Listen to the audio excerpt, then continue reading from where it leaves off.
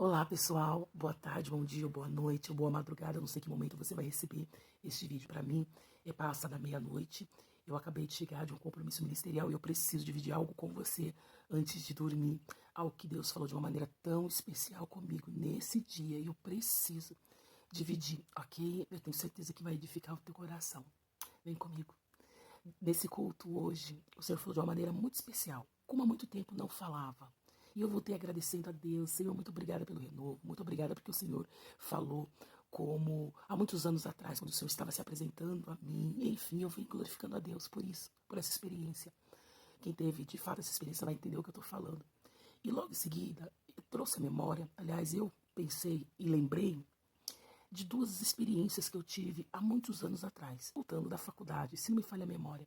Mas o fato é que ele pegou um atalho, uma rua, e nessa rua tinha alguns jovens sentados assim, na porta, no portão, ali alguns na calçada, enfim.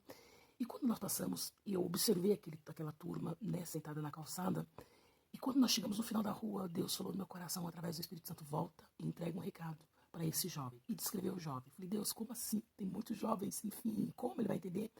Resumindo, eu falei pro Lulu, eu preciso voltar. E aí, voltei, e o Luciano, sem entender muito, voltou.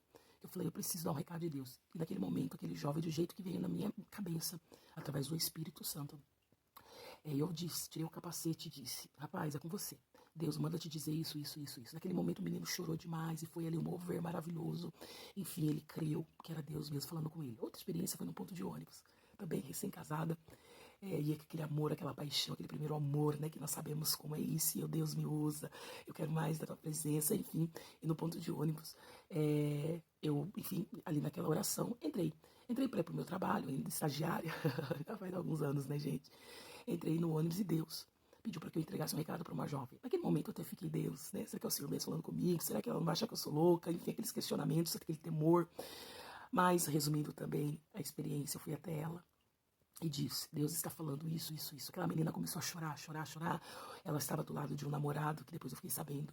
E ela disse, eu saí da minha casa pedindo, Senhor, se o Senhor realmente existe, algo sobrenatural vai acontecer e eu vou ouvir de alguém que eu não conheço, algo da parte do Senhor dentro desse assunto específico. Gente, acredita quem realmente tem o Espírito de Deus para dar discernimento do que eu estou falando. A palavra diz que aquele que é do Espírito entende as coisas do Espírito, aquele que é da carne não entende as coisas espirituais, porque só entende as coisas da carne.